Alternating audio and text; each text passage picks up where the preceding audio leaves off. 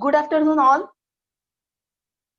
I would like to welcome you on behalf of Applied Theatre India Foundation and ICCR for this first virtual conference on role of applied theatre in Indian society.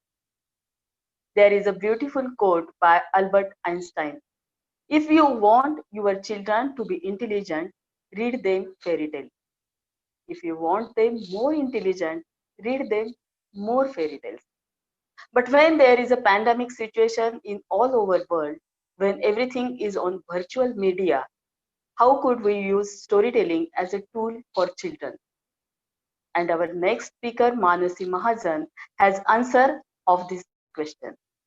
We are glad to welcome our speaker, Manasi Mahajan from Pune. Manasi is a certified play therapist from the National Association of Play Therapy India, and she works with schools, teachers, and diverse organizations to incorporate storytelling in day-to-day education. I request Manasi to present her valuable research on applications of storytelling in virtual pre-primary and primary classrooms. Over to you, Manasi.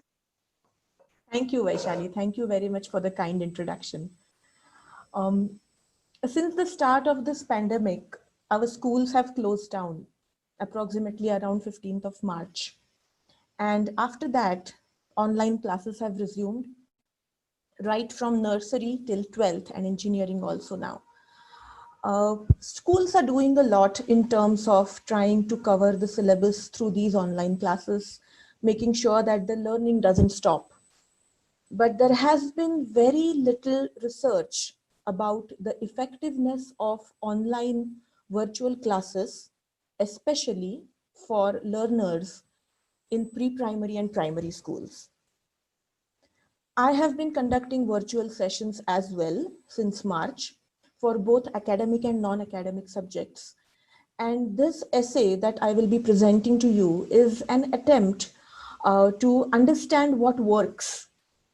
It is an attempt to understand the virtual classroom, to understand it from the view of young learners and how storytelling can be used to make learning more effective and long term for these learners. Presenting applications of storytelling in virtual pre-primary and primary classrooms. Online or virtual classrooms are at best a stopgap solution to discontinuity in learning. The effectiveness of online learning, especially for pre-primary and primary school children, has not been evaluated widely. Teaching tools are being used like PowerPoint presentations, videos, whiteboards, etc. And these are perceived to be enablers of an interactive and material-rich virtual classroom. There have been certain educational strategies as well, like reduction of syllabus, increased testing, increased homework, activities at home, hoping that these will help to retain the online learning. But there has been a woeful lack of understanding about how these tools and strategies help the effectiveness of learning for young children. The scope of this essay is limited to finding out how virtual classes for primary and pre-primary children can be made more effective. Discussion on the suitability of virtual learning for this age group is not in the scope of the undertaken topic.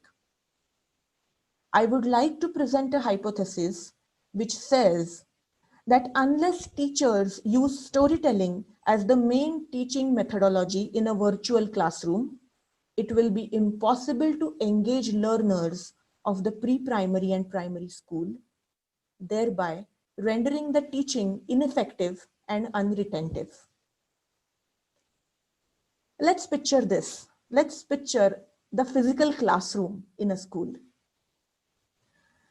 A bunch of bright and giggling pre-primary children make their way to the school. They are greeted at the door by the watchman, who checks their ID card, who reads out their names and greets them by their name. The teacher helper escorts them to the class. giving instructions, maybe in a vernacular language, which the children understand and they follow. The children are babbling endlessly in various languages. They reach the classroom, they drop their bags in the designated area labeled bags and bottles. They take their materials from their compartments, which are labeled by their names, and they sit under the house names prominently displayed in the class. The classroom walls are rich with charts, with pictures. There are many books that the children can see, they can touch, they can create. The teacher greets them with their favorite rhyme, and everybody responds enthusiastically. They repeat the rhyme after the teacher. The teacher is soon surrounded by children who want to tell her about everything, including the new shell that they found, or how they scraped their knee, or how angry mother was yesterday. The teacher is very patient. She listens, she encourages, she offers a dose of appreciation, advice, and consolation as appropriate. A little child approaches the teacher and says, "I went on a jumpo line yesterday," and starts demonstrating what a jumpo line might be. The teacher remarks about how exciting it sounds, and then she proceeds to show the class a picture of a trampoline, asking the child whether this is what she played yesterday. "A trampoline, a jumpoline," the child says. During a stroll in the school garden, the child sees a flower that looks familiar. He recalls seeing it in his garden at home. The teacher points out how nicely the sadafuli, meaning the one that blooms through the year, has bloomed, and that it is called periwinkle in English. The child gets to see, to smell, to touch, to feel the flower. "It's pretty," he says. Back in the class, the child makes a drawing of the flower, which finds a place on the classroom wall with sadafuli and periwinkle written in bold hand under it. The teacher includes these experiences in the language class while teaching them the letter P, its sound, P, and the words that start with that sound. The pretty periwinkle. What are the experiences that the child has gained in these things?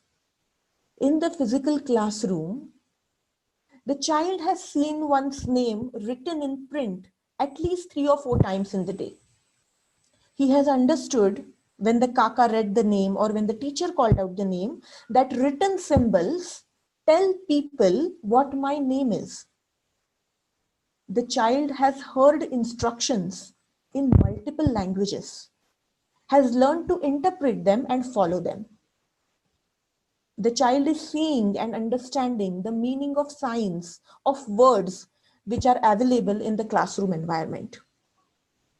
The child is seeing pictures and is associating words with those pictures. The child is viewing sight words which are written on furniture and material throughout the classroom. The child is engaged in narrating personal incidences.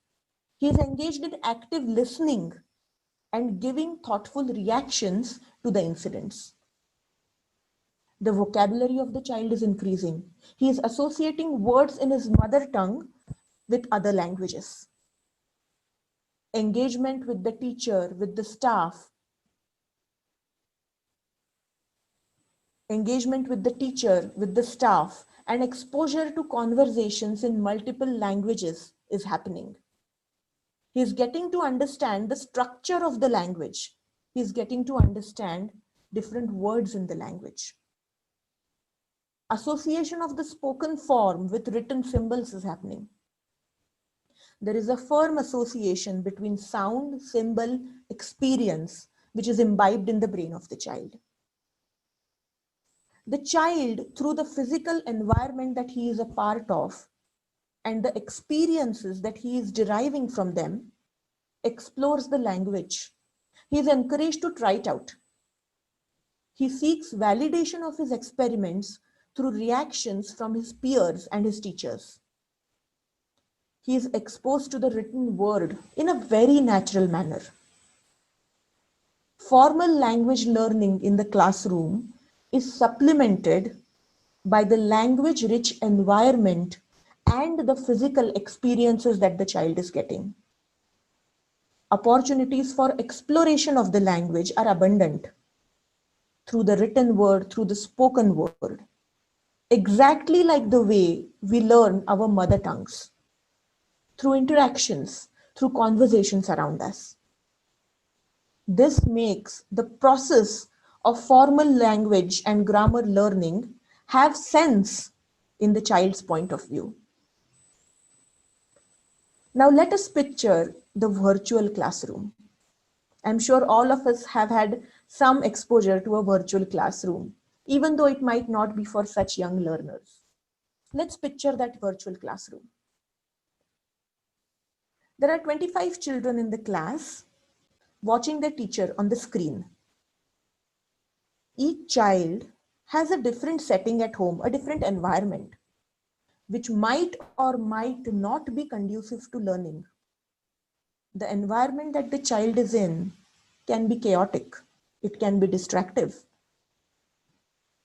The teacher is trying to teach, say, language concepts like adjectives or nouns or phonics while referring to the written material that she has in the hand. The children are more interested in figuring out different features of the online platform or even the spider on the wall behind the teacher. Some children are obsessed with the time, constantly reminding the teacher that there are only so many more minutes left before the meeting ends.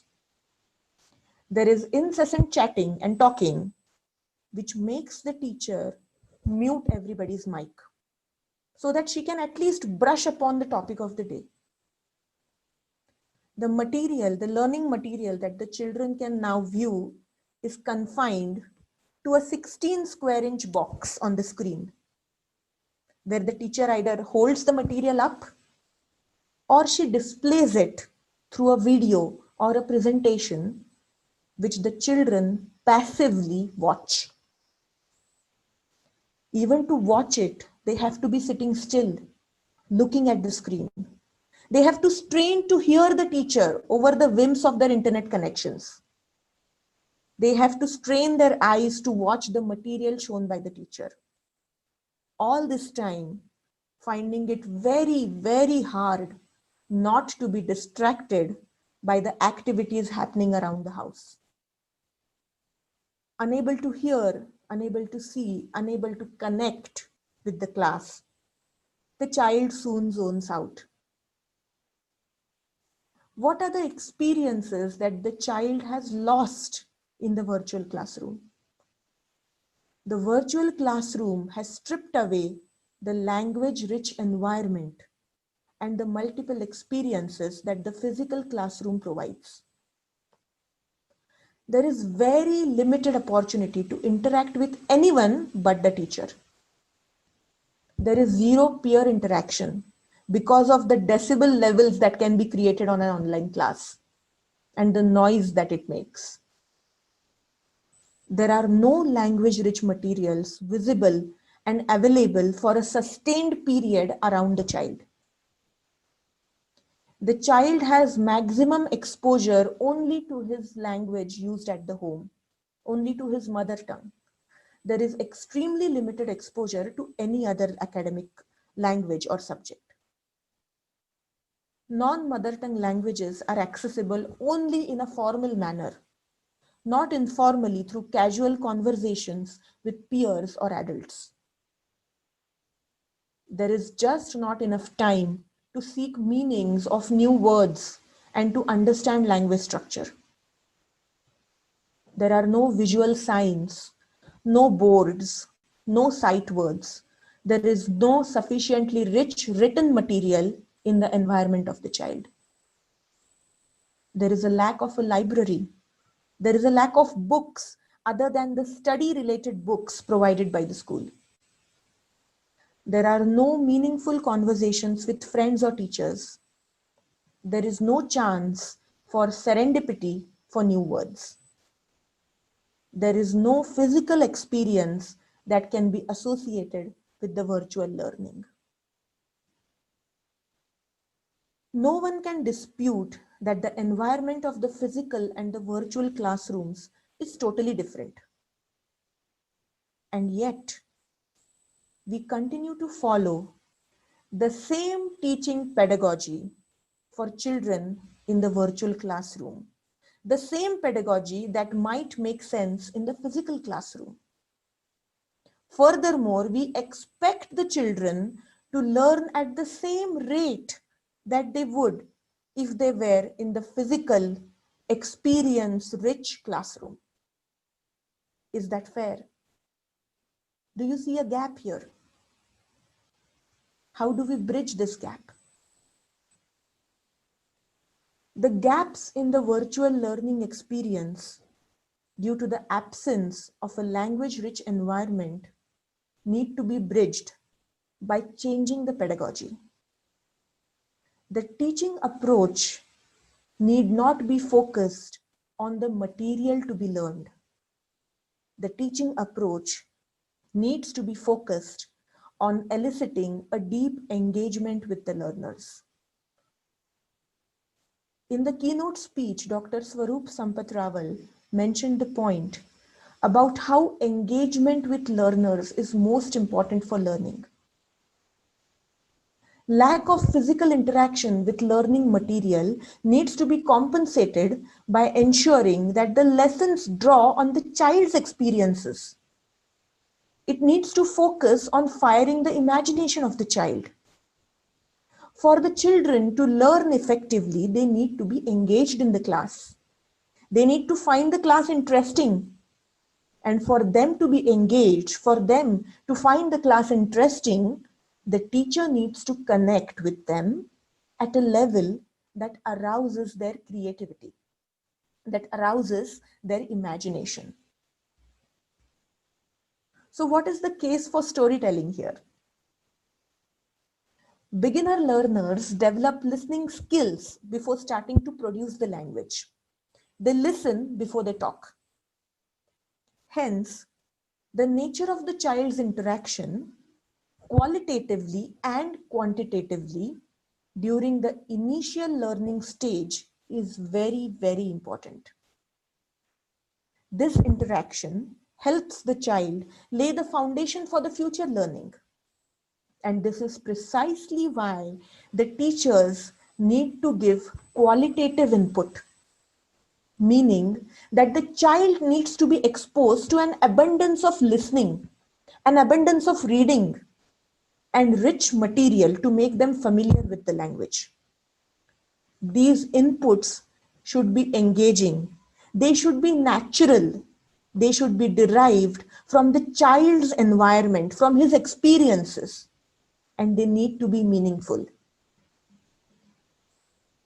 The two main sources from which language learners receive input is listening and reading.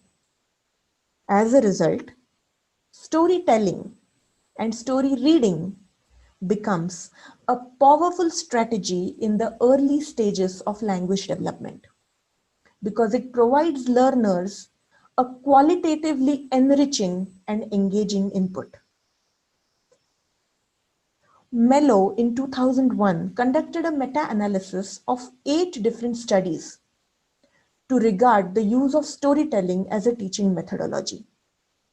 She demonstrated that storytelling boosted literacy of the learners. It increased fluency, vocabulary, writing, and memory use. She also inferred that storytelling served to improve self-awareness, visual imagery, and cultural knowledge. Martinez concluded that a story-based pedagogical approach with meaningful topics centered in the child's environment, provided the students with a connection between their experience and the language material. It has also been argued that the use of literature in the classroom offers advantages for a range of styles. It engages personal experience and brings about genuine interaction in the classroom. Thus, it can be summarized from the literature that adopting a pedagogical approach which incorporates storytelling at the core for young learners will involve both the listener and the teller in a highly interactive and creative, engaging process. It will assist children in theory building and language fluency. It will assist cognitive development through social, emotional, and intellectual functions. It will enhance writing and oral ability. It will also contribute to language learning when implemented in a sustained manner for a long period of time. The teaching proficiency through reading and storytelling, TPRS method, is a popular method for teaching languages that largely abandons the textbook lessons, even the grammar exercises, and focuses instead on telling stories through illustrative gestures, expressions, and physical exercises. So what are the applications in the classroom? All this said and done, as a teacher, what do I need to do to concentrate on storytelling while not letting the academic learning go astray? What are the applications in the classroom? Storytelling is often seen by teachers as a skill that is possessed by very few. Not all teachers feel comfortable narrating a story in front of the classroom. They are bogged down by trying to memorize the text, or they feel overwhelmed while displaying emotions which are intrinsic to the story, to the narrative. Not all teachers are trained in drama or theater. They fear losing the attention of the class during the narrative. For the apprehensive teacher, it would be a relief to know that storytelling in the classroom does not always need to be a performance. Let me say that again. Storytelling in the classroom does not need to be a performance. It does not have to be a stage performance. It does not have to be even a story as we perceive in the traditional manner, with a start, a beginning, and an end. It does not need to be that, though it can be that. Here are a few suggestions for teachers to incorporate storytelling in the classroom. The first is personal experience stories. Personal experience stories, that is maybe something humorous that happened to you yesterday, an incident from your life, maybe when you were young, when you were the learner's age, something about your family. These incidents, these stories can spark an immediate engagement with children. Stories like these show the teacher in a more human light. It endears the teacher to the children. These are immensely helpful for creating a teacher-child bond. Introducing concepts through incidences and stories. Concepts of various academic subjects can be introduced through short stories. I would like to cite the example of a story here. There is a story called How Big is a Foot by Rolf Meiler. How big is a foot? In this story, it's the queen's birthday and the king wants to gift her a bed.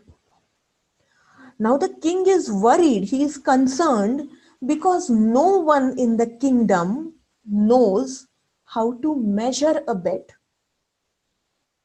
Everybody measures in a different way. Some of them measure with their hands, some of them measure with their feet. So sometimes the bed is small and sometimes the bed is too big. So the question is, how do we measure? This story takes the reader through a journey about why we need standardized measures and how we can measure different objects. The third application is picture reading. Nothing sparks imagination like picture reading. A class activity where children observe a given picture and create a story around it is an excellent way to improve observation, language, make the classroom interactive, and build team skills. Not to mention the critical thinking ability for children. Pictures can be taken as examples which are related to the concept that the teacher plans to introduce in the class. The next application is reading books aloud. Reading an available story aloud to the class. Book read alouds, if they are done with a certain level of dramatic skill, including your expressions, your gestures, can greatly be useful for language development and vocabulary expansion. Such readings, when followed by an activity based on the book, immediately make the children more engaged in the story. The children can put into action any thoughts they might have had while listening to the story. The teacher can also add props and objects to the effect of the story. The next application is creating problem-based stories. There is no classroom which doesn't have a conflict. And problem-based stories are a great way of resolving classroom conflicts. They are a great way of teaching day-to-day values. These stories, these problem-based stories, can be woven around the issue that needs to be tackled. The issue that occurs in the class can be structured as a narrative. It can be structured as a story, followed by a discussion about it. For example, a character with a particular problem can be described, and ways of resolving that problem can be brainstormed. Another application is narrative stories. These are the traditional start, middle, and end stories. They can be based on books that the teacher has read. They can be based on movies or any material that the teacher would like to convey to the class. Another application is cultural stories. Like Dr. Swaroop Sampath-Rawal mentioned in her keynote speech, any learning, any material, any subject that you wish the child to learn has to be centered in the surrounding of the child. It has to be centered in the experience of the child. It has to have a cultural backdrop for the child. Education cannot be set apart from the culture that the child is growing in. And that is why if we want to convey a concept to a child in India, we cannot provide examples of stories from another part of the world. We have to make the stories relevant to the child. Education cannot be apart from the culture of the child, and hence stories that are based in local mythology, in local experiences, will spark immediate interest with the child. These stories can be used for language development as well as value education. This will be very unexpected for most teachers, but jokes, humor can also be considered as a manner of storytelling.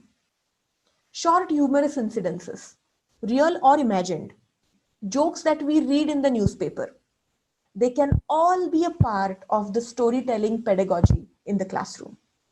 Humor has the power of making people relax. It has the power of getting attention.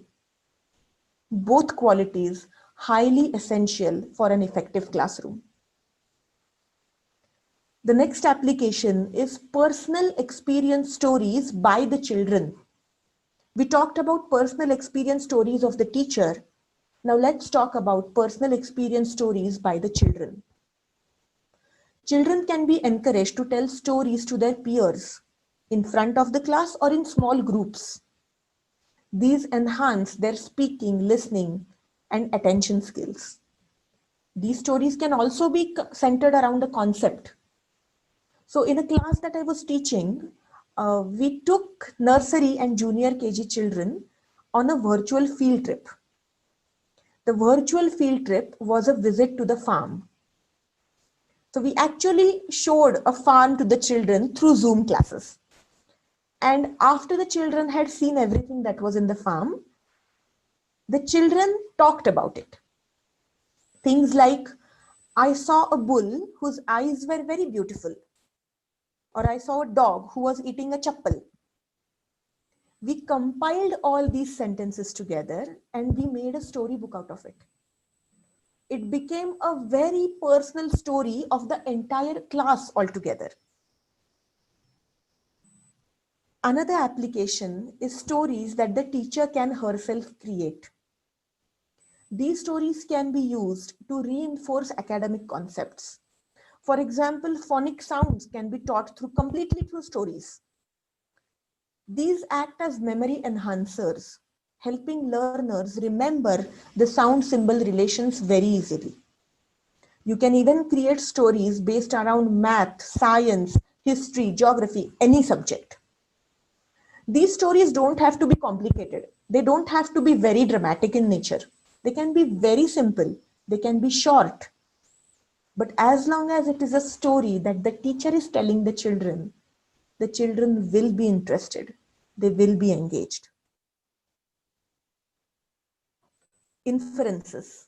What are the inferences from all these thoughts? It is important to note that the applications of storytelling mentioned above are as feasible on an online platform as they are in the physical classroom. They are not limited to the physical classroom. You can do all these things on an online platform.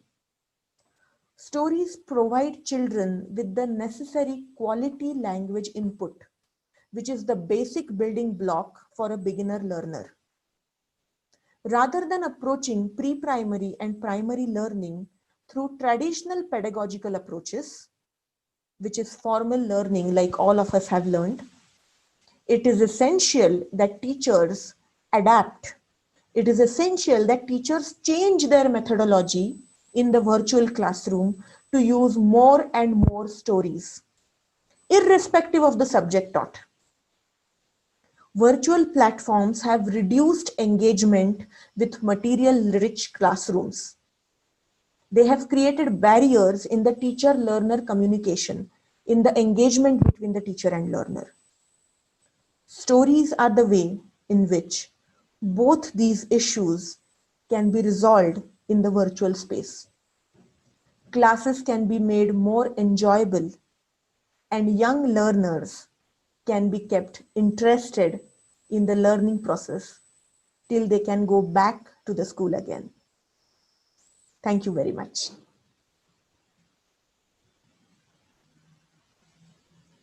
Thank you. Thank you so much, Manasi. It's a great sharing.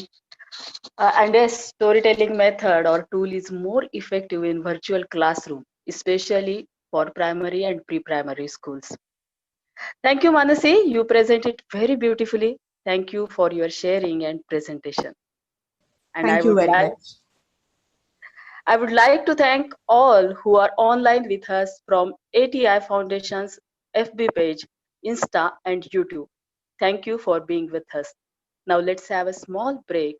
We will be back at sharp 2 p.m.